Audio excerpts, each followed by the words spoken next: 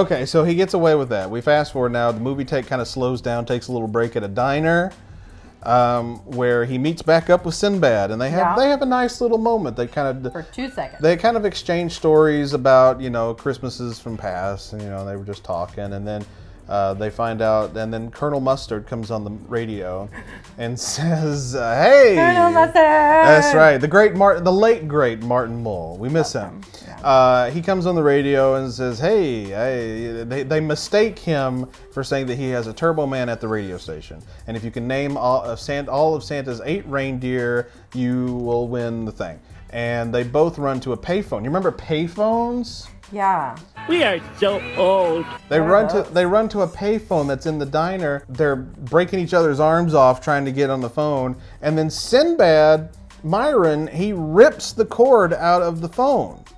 Yeah. Now that's property damage, is it not? That is property damage. It's property damage at the diner, but it's also the phone company's property. So that could be a problem. So, by the way, most of the crime that's weird about this is that most of the crimes in this movie is committed by Arnold Schwarzenegger. Yeah. And yet, at the end of the movie, spoilers, Sinbad's the only one that gets in trouble.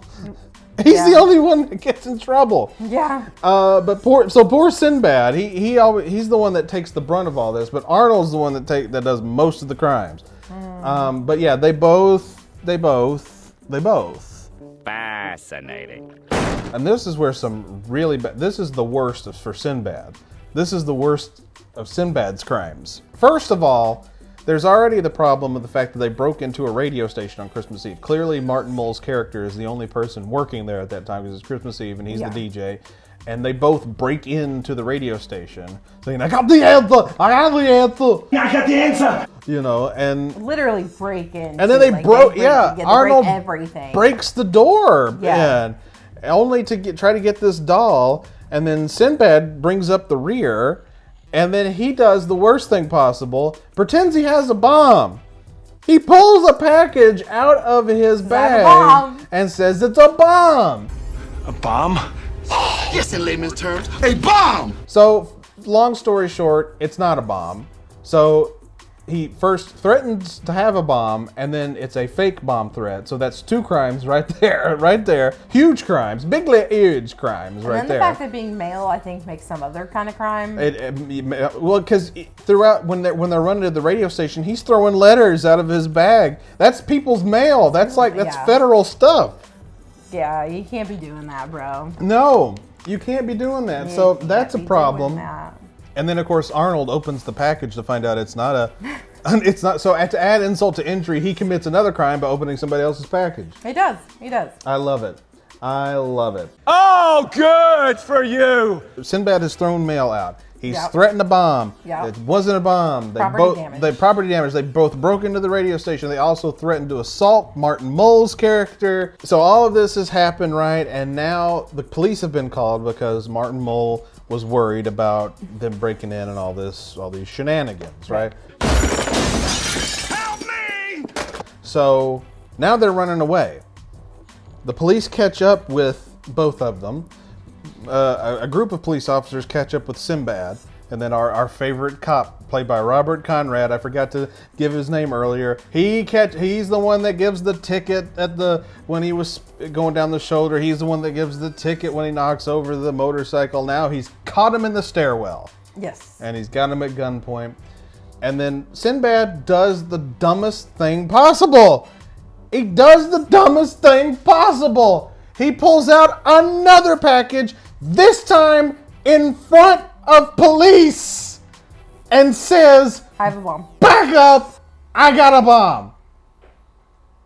He's doing it again! We did it again! And so he threatened police with a bomb, and so because they don't know if it's a bomb or not, he puts it down and they let him run away. Yeah. Okay, that's understandable. We'll get to the next part, but don't you think after what happens next, you would send your men out to go find him? Yes, I would. Won't you think that's a thing? Yeah. I know you're not getting a word in edgewise here because I'm just outraged. I know. It's not Santa Claus 3 level of outrage, but it's outrage. It should be. It's outrage. How dare you? So they let him go. Because can I say what happens? Please do, because what actually happens? It's a bomb this time. It's a real an actual bomb. To which they're all kind of surprised, and then I think Sinbad says something sort of along like, That was really a bomb? Just a sick world we're living in. Sick people. That's literally what happened. So yes, if a bomb blew up and you knew the person, like everybody would be out looking for that person. Yeah, exactly. And so he faked another bomb threat and ran away. Then the bomb was real. Now, it wouldn't stand up in court if he was like, I didn't know it was a real bomb, because you made the commitment and made the claim that it was a bomb. Yeah. And so that's why it happened the way it did. And it's just ridiculous. So he gets away because we're living in a fantasy world here. Again, more property damage. Property. Oh my God, that's right. The bomb goes off and it doesn't destroy the building. Which, by the way, everyone in that building would have been dead. Yeah. Everyone would have been dead. It would have exploded 100%. But if in a kids movie, in a family movie, it just damages like this little square where he was standing. It was a small bomb. No, a bomb's a bomb. If a grenade can blow you to pieces? Yeah, the people wouldn't have made it who were like 2 feet away from it, but I don't think it would have brought down the building. And there was nothing happened to the other police officers. Yeah, they were nothing happened completely to the fine. other police officers. They were completely fine. They were completely fine. Just some property damage. Sure. You sure about that? But they get to leave. I'll say at this point we're up into the millions of property damage. By the way, They get to leave. Which is a federal crime. No bad things happen. No consequences to Howard or to Myron. They get to go about their lives. Again. Yeah. We find out that Arnold Howard's car had been stripped, and then so he decides, fuck it, I'm done. I'm going home. And when he gets home, he sees the character we have not mentioned, played by another great comedian who's gone, the late great Phil Hartman, playing Ted, the annoying neighbor in this movie. I'm trying to get with your wife neighbor. And that's something we're not done. We've got plenty to get to. So yeah, he sees Ted in his house putting up the star on his tree, and that pisses him off to the point of no return. Yeah. Now, at the beginning of the film, you find out that Phil Hartman's character, Ted, had already gotten his son a Turbo Man, and it was nestled safely under our tree. I got a Turbo Man for Johnny months ago. It's nestled safely under our tree. And so Arnold decides, thank you. Is that good? Is that really good? Yeah, thank you. I'm proud of myself. I'm proud of me. Proud of you. So then he's like, screw all this. He's pissing me off. I'm going to go steal that damn doll from under his tree. It's the child's doll. It's the child's doll. Okay, the child is innocent in all of this. He breaks into Ted's house. Crime number 1 there. Yep. Steals the present. That's stealing property. Yep. Crime number 2 right there. And then he inadvertently sets the house on fire. Arson! And more property damage. Within a span of 5 minutes, he commits 3 major crimes. 5? I'm pretty sure it's like 2. Huh? 5? I'm pretty sure it's like 2, I guess. Well, the reason why the house sets on fire is because it's set up earlier in the film that Ted has rented a reindeer for his son for Christmas, and the reindeer hates Howard for whatever reason. And then as Howard is escaping, the reindeer sees him and chases him into the house, and all chaos ensues. So a fire is started in the house. Everything survives, but yeah, he commits the crimes. And stop it! Ted finds him. They find out what he was doing. Howard's wife and Ted, they run in, they confront Howard, and they're mad at him. They're pissed off. But do you think Ted would do the logical thing and call the police? No. No! They go to a parade! All I want is to salvage what's left of Christmas Eve and go to the parade with my son. Ted, would you drive us? Of course. They say, bye, Howard. You're a bad boy. You don't get to go to parade. We're going to parade. I hate it here. I'm dealing with a lot here, okay? I'm dealing with a lot with this movie. Okay. It's not as bad as the Santa Claus. It makes more sense in the Santa Claus 3. Okay. But these things, they piss me off, okay? They really piss me off. They really, really do. You remember last year when we sat here and talked wonderful things about about Home Alone 3? Yeah. That was a great episode. That's a great episode. Now we're sitting here mad again. I'm angry again at another movie. Breathe. Inhale. Exhale. Take a sip of water. There you go. Oh, but baby. Are we at the end of our list yet? No, we're still. There's still a few more things. Why? Okay, so now let's fast forward. So now Howard has been found out. He is at the lowest of the lows right now. He's not doing well. He feeds the reindeer beer. He does, which is a great scene. So Ted and Howard's wife, played by Tom Hanks' wife in real life, Rita Wilson, great actress, they go to the parade. They let the kids out early so that they can go, because the parade's already started, they want to go see. Ted is a pervert. He's a womanizer. He is a pervert. He's a womanizer is what he is.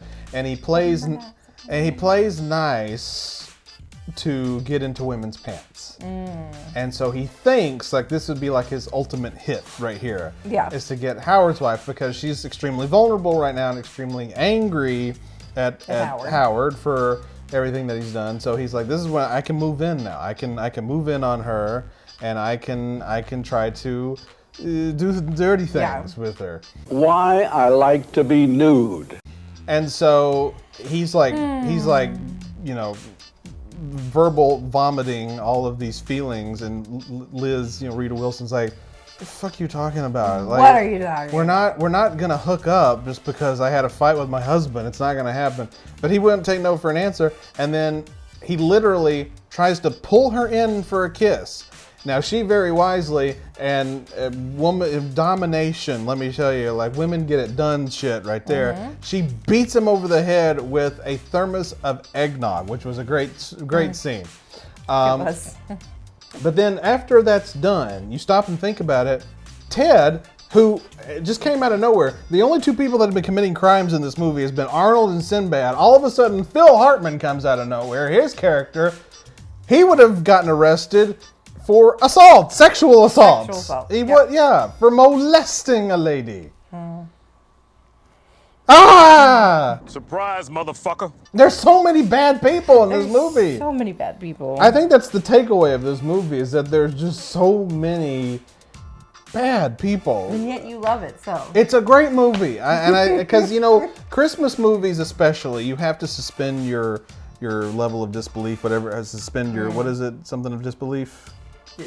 I don't know. Stop tape for discussion. You gotta just put your mind at ease and enjoy the fun, because you have movies like the Santa Claus movies where Tim Allen turns into Santa Claus. You know, you got Christmas Vacation where you know, William Hickey lights a cigar and then it explodes and then he goes flying across the yard but survives. You know, you got movies like, you got Home Alone, where do I even need to get into that? All the things that happen to those guys, and they walk away with nary scratch on them, you know? Well, they got a little beat up. Sounded Andy Griffith right I there. did. Nary a scratch. Nary a scratch on them. We're gonna sing and laugh, and you'll be Santa Claus.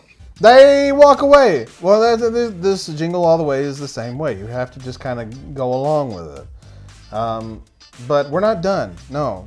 Ted committed his crime. Now we're back to Arnold. And as he is running to try to get to the parade, what does he do? He runs back into his old cop friend, played by Robert Conrad. This time his hands are all bandaged up from the bomb from earlier. He runs into him while he's holding coffee, and the coffee splashes all over his hands.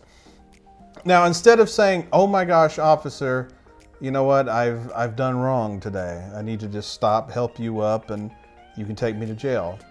What does he do? He runs away. He runs away from the police. So many times. That's a crime. And the poor police officer runs into the bus. So, what? You're right. So what? Yeah. Let's keep the movie going. That's basically what they say this whole time. It's fine. It's whatever. It's fine. Well, that's about it for the crimes. That's definitely the last bad thing that Arnold's character does. Is it though? It is. He steals the Turbo Man suit. No, they mistake him for Turbo Man. Oh, okay. He didn't want to do that. He wasn't trying to do that. Oh, okay. But then the last thing, and this is why Sinbad turns out to be the only one that gets arrested in this movie, because Sinbad goes off the chain. He goes ape shit crazy at the end of the movie and commits all the crimes. If copyright issues weren't a thing on YouTube, I would just play you the last few minutes of the movie, okay? Yeah. And just show you everything that he does. I mean, what does he not do? I mean, he ties up. First thing he does is he kidnaps the original guy playing the villain of the Turbo Man franchise. He ties him up and then steals his costume. That's a crime right there. Mm-hmm. Then he comes down. He starts terrorizing the kid, chasing the kid everywhere. Up a building, onto a roof, onto a light up decoration on the roof that which collapses. Then collapses. This child is dangling for his life, and Sinbad he still is continuing to grab a doll. Yeah, he's still trying to get from the toy. The child. Oh, it should be noted that Howard's son Jamie gets a doll because on the float as Turbo Man he gets to choose a kid from the audience to get a doll, and he's like, oh, this is it. Finally, I can give Jamie the doll that he wants. So he does that, but Sinbad shows up as the villain Dementor because he stole the costume from the other guy. Yeah. And he went down there and started chasing Jamie around. Yeah, chased him onto a roof, chased him onto this decoration thing. And yeah, as they're hanging for their lives, all Sinbad can think about is that damn doll. He still pulls the doll out of his backpack. Got it now. And maniacally laughs, victory is mine, I got the doll, blah, blah, blah, blah, blah. Yeah. Well, finally, he gets knocked down, and I don't remember as a kid if I was rooting for Sinbad to die. The first time I saw this movie, when he was falling off the roof, I don't know if I was like, good, he deserves that. Probably not. I don't think you would think that as a child. I was just like 7 or 8 at the time, Yeah, but I was like, yeah. But he doesn't. He's fine. He lands conveniently on the police float from the parade. And all the police. And a giant present, I think. Yeah, it was, yeah. And the police arrest him for his crimes, for that scene. Just that scene. Everything that happened there. I don't know if he got convicted of anything but the bomb or anything, but he does get arrested. We don't know if he gets convicted of anything because he just gets arrested. Yeah. And we see no further. Right. But the overall point of this movie is that there really is no good guy or bad guy in this movie. No.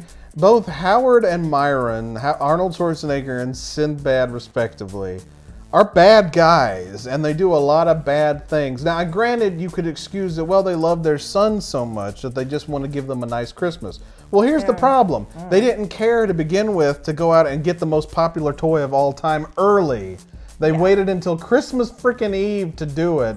Because in Howard's case, he'd forgotten. He couldn't remember to do it. He couldn't be bothered to actually go out and get the damn thing ahead of time. So he doesn't, he runs into this problem. You don't really know Myron's backstory as to why he didn't get something. I think we get a little bit of it. Basically, he just didn't have time because he is a mailman, so Oh, that's right. It's the holiday season, and they're working him to death, and he hasn't had time to go. And he's having to pay alimony to a woman That's not what everybody at the post office but me! I have a sore throat, and I shouldn't be doing this. I shouldn't be doing this much, but I am. Because you've yelled so much. I have.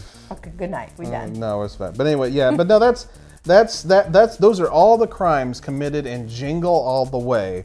It's still a holiday classic. It's one of my all-time favorite Christmas movies. It's apparently one of Mr. Krabs' all-time. It's Mr. Krabs' all-time. You don't like it at all. It's okay. You don't like it at all. It's okay. You don't like it at all. Okay.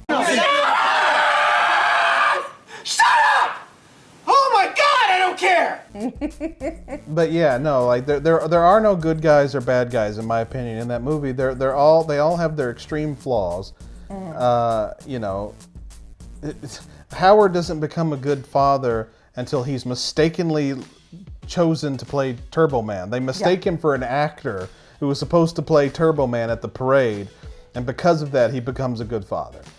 Before that, he's knocking cops over with coffee, making them run into buses. He's breaking into houses. He's pretending to be police officers to get out of being arrested. It's And that's why at the end of the day, they both should be in prison. Now we don't know what happens to Meyer. He does get arrested, and Jamie, spoilers, very nicely gives his Turbo Man over to Sinbad to give to his son, and Sinbad's character is very grateful. But it's like, when they just turn that in as evidence at that point, I don't think he would get to give it to his son. I don't know. But yeah, and it's like, okay, maybe the kid will get the Turbo Man, but he's going to go away for a while. Yeah. Even if he doesn't get charged for anything else, what he did to Jamie, the little boy, that's horrible enough as it is. So, I don't know. It's just, there really is no conclusion to this episode. It's just, those are the crimes committed in this beloved family film brought to us by Chris Columbus. Great film, and 20th Century Fox, which is now 20th Century Studios, owned by Disney. Jingle All The Way is now a Disney movie. So, Merry Christmas? Maybe. No. And since there is no good way to end this, I will just end this episode with a video that I posted a couple of years ago, which is basically the perfect explanation of modern day Christmas. Man, where have you been? Don't you watch TV? We are being set up by rich and powerful toy cartels. Oh, come on. You got these big fat cats sit there using working class just like me and you. They spend billions of dollars on TV advertisements, and then they sit there and use subliminal messages to suck your children's minds out. And I know what I'm talking about because I went to junior college for a semester and I studied psychology, so I'm right in there. I know what's going on. And then they sit there making kids feel like garbage, and you, the father, who's working 24/7, delivering mail, so you make an alimony payment to a woman that slept with everybody at the post office but me! And then when you get the toy, it breaks and you can't fix it because it's little cheap plastic. You know what I like to do? I like to walk up in the office, grab one of those and just jerk him, until I popped out. Show me that,